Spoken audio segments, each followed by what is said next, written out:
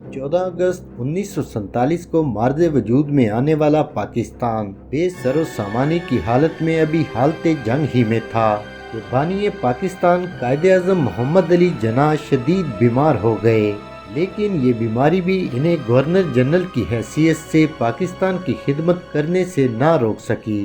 कायदे-आज़म के दौरे हुकूमत में पाकिस्तान की मुश्किलात बेपनाह थीं मगर हौसले जवान थे। इस दौर में माली मुश्किलात के साथ हिंदुस्तान से हिजरत करके आने वाले 70,000 इजाफी महाजरीन का बोझ भी कमज़ोर पाकिस्तान के कांधों पर आन पड़ा था।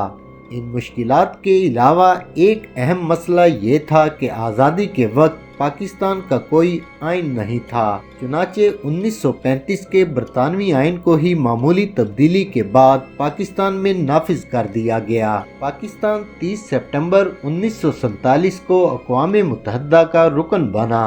पाकिस्तान को सबसे पहले बरादरे इस्लामी मुल्क ईरान ने तस्लीम किया, जबकि पाकिस्तान का कौमी परचम सबसे पहले फ्रांस में लहराया गया। लेकिन एक बात जिसे शायद बहुत कम लोग जानते हैं वो ये कि जब पाकिस्तान अक़वाम मुत्तहिदा का रुकन बना तो दुनिया में सिर्फ एक मुल्क था जिसने पाकिस्तान को तस्लीम करने से इनकार किया, और वो मुल्क था बरादरे इस्लामी मुल्क अफगानिस्तान। दुनिया में ऐसे ममालिक की तादाद बहुत कम है जो अपने क़याम के फौरी बाद ही बैरूनी हमलों का शिकार हो गए। पाकिस्तान भी इन्हीं ममालिक में से एक है। क़याम पाकिस्तान को अभी 2 माह ही गुजरे थे कि भारत ने कश्मीर पर हमला करके पाकिस्तान को एक अनचाही जंग में धकेल दिया। किस्सा कुछ यूँ था कि कश्मीर भी उन 560 से ज़ायद हिंदुस्तानी रियासतों का हिस्सा था जिन्हें आज़ादी के बाद पाकिस्तान या भारत में से किसी एक मुल्क में शामिल होना था। कश्मीर की सरहद क्योंकि पाकिस्तान से मिलती थी और वहाँ मुसलमान अक्सरियत में आबाद थे, इसलिए कश्मीर का पाकिस्तान से इल्हाक फितरी बात थी। लेकिन कश्मीर के महाराजा हरी सिंह ने भारत से साज़बाज़ शुरू करके कश्मीर में पाकिस्तान की हिमायत करने वाले मुसलमानों का कत्ले आम शुरू कर दिया।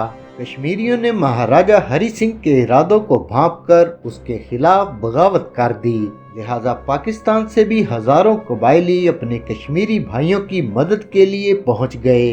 कश्मीरियों और कबायलियों का मुश्तरका लश्कर श्रीनगर पहुंचा तो महाराजा हरी सिंह दिल्ली फरार हो गया, जहां उसने कश्मीर का भारत से इल्हाक करने की दस्तावेज पर दस्तखत कर दिए। इस वाक़े के बाद भारत ने जंगी तैयारों से फौज कश्मीर में उतारी और श्रीनगर पर कब्जा कर लिया। उस वक्त पाकिस्तान की वसाइल से महरूम फौज के बरतानवी सरबराह जनरल डगलस ग्रेसी ने कायदे-आज़म के वाज़ेह अहकामात के बावजूद कश्मीर में भारत का मुकाबला करने से इनकार कर दिया। ताहम बाद में जब भारत ने कश्मीर पर अपना कब्जा मुस्तहकम कर लिया तो जनरल ग्रेसी को कश्मीर में बरतानवी फौज भेजने पर कोई एतराज़ न रहा। लेकिन जाहिर है अब बहुत देर हो चुकी थी। फिर भी पाक फौज ने गिलगित बल्तिस्तान और आज़ाद कश्मीर का कामयाब दिफा किया। जंग अभी जारी थी कि भारत इस मामले को अक़वाम मुत्तहिदा में ले गया। अक़वाम मुत्तहिदा ने कश्मीर में इस्तिस्वाबे राय की करारदाद मंजूर की, लेकिन करारदाद में एक नाइंसाफ़ी ये की गई कि भारत को जारह करार देने की बजाय उल्टा पाकिस्तान से ये कहा गया कि वो कश्मीर से फौज को वापस बुला ले। कायदे-आज़म ने ये करारदाद गैर मुनसिफाना कहकर मुस्तरद कर दी। ताहम इनकी वफात के बाद वज़ीर-ए-आज़म लियाकत अली खान इस करारदाद के तहत जंग बंदी पर आमादा हो गए और 1 जनवरी 1949 को कश्मीर में जंग बंदी हो गई। अगर बात करें कायदे-आज़म मोहम्मद अली जिन्नाह की वफात की तो इनकी बीमारी से लेकर मौत तक का किस्सा किसी खौफनाक और गलीज़ साजिश का शाखसाना महसूस होता है। एक जानिब जहां एक नौ आज़ाद रियासत बेसरो सामानी का शिकार और हालत जंग में थी, तभी इंतहाई नाजुक हालत में कायदे-आज़म मोहम्मद अली जिन्नाह को बलूचिस्तान के शहर ज़ियारत से कराची लाया गया। आप एयरपोर्ट पर उतरे तो बीमारी से नढाल थे, लेकिन इन्हें इस हालत में ले जाने के लिए एक खटारा सी एम्बुलेंस को बगैर किसी नर्स या स्टाफ के भेजा गया। उस पर सितम ये कि एम्बुलेंस कायदे-आज़म को इनकी रहाइशगाह पर पहुंचाने से पहले ही रास्ते में खराब हो गई। जब दूसरी एम्बुलेंस मंगवाई गई तो इस दौरान 1 घंटे का वक्त लग गया। اس دوران محترمہ فاطمہ جناح بیمار بانی پاکستان کو قسم پرسی کی حالت میں ہاتھ سے پنکھا جلتی رہیں۔ اس سوال کا جواب آج کسی کے پاس بھی نہیں، یا پھر شاید ایسا ایک بے سر و سامانی سے لڑتی ریاست میں کمیونیکیشن گیپ کی وجہ سے ہوا۔ ایسا بھی کہا جاتا ہے کہ قائد اعظم کی آمد کے بارے میں وزیر اعظم لیاقت علی خان آگاہ ہی نہیں تھے۔ اس کے علاوہ یہ عذر بھی پیش کیا جاتا ہے کہ اس وقت پورے کراچی میں صرف 2 ہی ایمبولینس موجود تھیں، جن میں سے ایک ایمبولینس کو قائد اعظم کے لیے بھیجا گیا تھا۔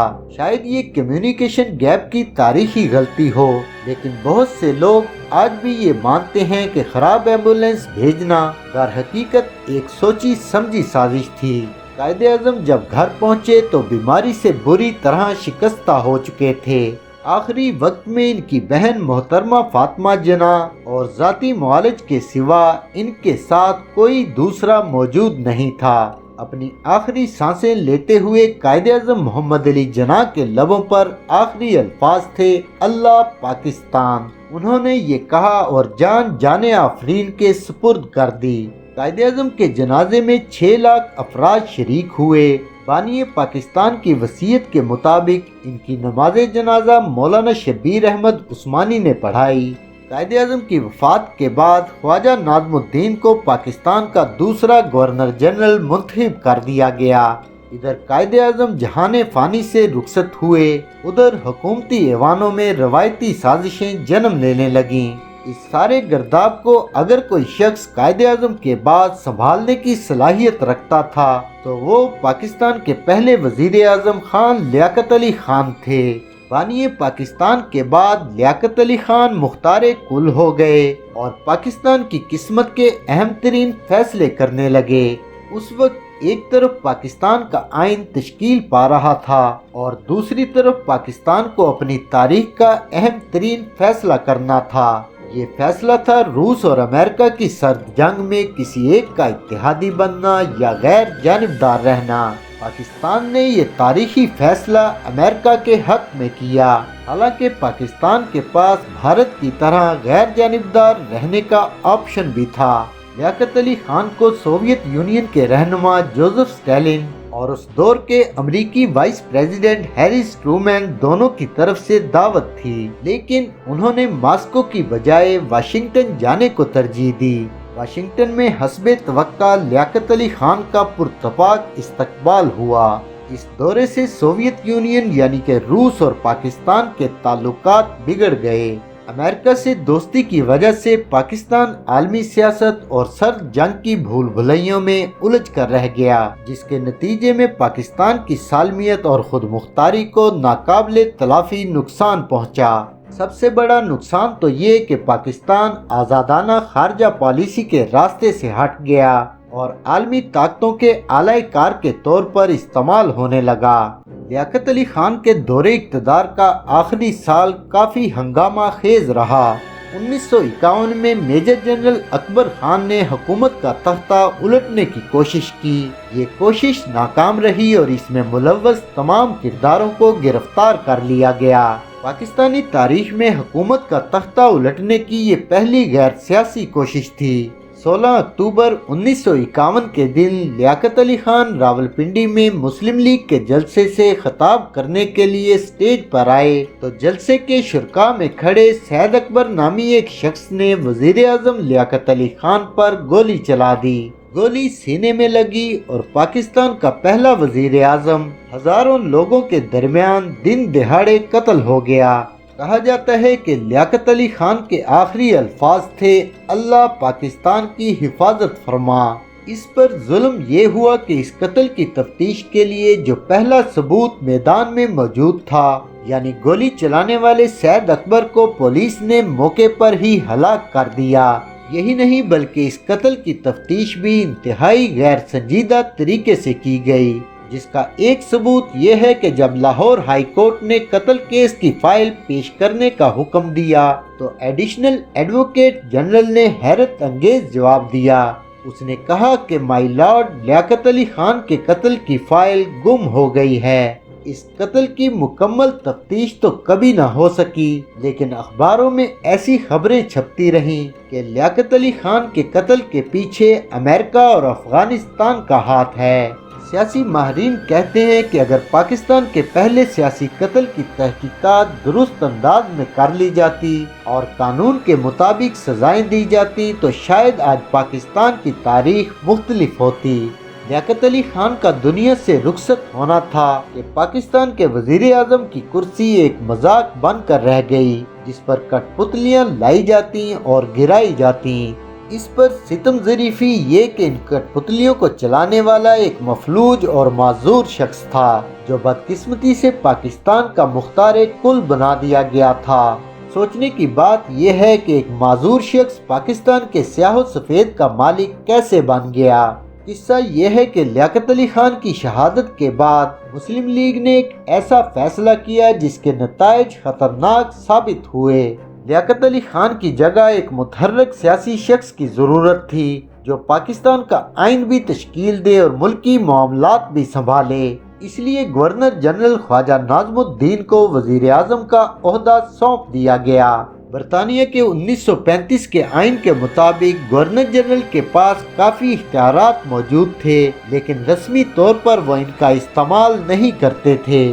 اس لیے وزیر خزانہ ملک غلام محمد کو بے ضرر سمجھتے ہوئے گورنر جنرل بنا دیا گیا۔ فالج کے مریض ملک غلام محمد ایک بیوروکریٹ تھے اور قیام پاکستان کی جدوجہد سے ان کا دور کا بھی واسطہ نہیں تھا، اسی لیے وہ عوامی امنگوں کو سمجھنے سے سراسر قاصر تھے۔ اس پر مزید یہ کہ فالج کے باعث ان کی گفتگو کسی کی بھی سمجھ میں نہیں آتی تھی، اس لیے ان کی باتوں کے مفہوم کو سمجھانے کے لیے ان کے ساتھ ایک امریکی سیکریٹری کو اپوائنٹ کیا گیا تھا۔ اس وقت کیونکہ پاکستان کا آئین نہیں بنا تھا اور پاکستان کو برطانیہ کے 1935 کے آئین کے مطابق ہی چلایا جا رہا تھا، لہٰذا اس ایکٹ میں گورنر جنرل کے پاس کافی اختیارات تھے۔ سو بجائے اس کے کہ ملک غلام محمد ان اختیارات کا استعمال کرتے ہوئے فادر آف دی نیشن بنتے، انہوں نے اس ایکٹ کا فائدہ اٹھایا اور اپنے اختیارات کا کھل کر جائز اور ناجائز استعمال کیا۔ ان کے دور میں پاکستان میں دو بڑے اہم واقعات رونما ہوئے، ایک یہ کہ مشرقی پاکستان میں بنگالی زبان کی حمایت کرنے والوں پر گولیاں برسائی گئیں، اور دوسرا یہ کہ احمدیوں کے خلاف لاہور میں چلنے والی تحریک کو کچلنے کے لیے مارشل لا نافذ کر دیا گیا۔ یہ لاہور کی سطح پر نافذ ہونے والا مارشل لا پاکستان کا پہلا مارشل لا تھا۔ اسی پر بس نہیں ہوئی بلکہ ملک غلام محمد نے اپنے اختیارات کا ناجائز فائدہ اٹھاتے ہوئے وزیر اعظم خواجہ ناظم الدین کو برطرف کر دیا۔ خواجہ ناظم الدین نے ملکہ برطانیہ سے اس فیصلے کو کالا دم قرار دینے کی اپیل کی، لیکن بدقسمتی دیکھیے کہ برطانیہ جو خود کو قدیم ترین جمہوریت کہتا ہے، اس نے خواجہ ناظم الدین کی اس جمہوری درخواست کو ماننے سے انکار کر دیا۔ ملک غلام محمد نے خواجہ ناظم الدین کی جگہ امریکہ میں پاکستانی سفیر محمد علی بوگرا کو وزیر اعظم پاکستان بنا دیا۔ اگلے برس 1954 میں ملک غلام محمد نے دستور ساز اسمبلی کو بھی برطرف کر دیا، حالانکہ اس وقت پاکستان کے پہلے آئین کا مسودہ تقریباً تیار ہو چکا تھا۔ کہا جاتا ہے کہ اسمبلی توڑنے کی ایک وجہ یہ تھی کہ نئے آئین میں گورنر جنرل کے اختیارات کافی حد تک کم کرنے کی تجاویز شامل تھیں۔ یہ بھی کہا جاتا ہے کہ اس فیصلے میں ملک غلام محمد کو اس وقت کے army chief general Ayub Khan کی بھرپور حمایت حاصل تھی۔ ستم بالائے ستم یہ کہ غلام محمد ہی کے دور میں حاضر service army chief general Ayub Khan کو وزیر دفاع بھی مقرر کر دیا گیا، اور یوں اقتدار کے ایوانوں میں فوجی بوٹوں کی گونج سنائی دینے لگی۔ پاکستان کی یہ کہانی جاری ہے۔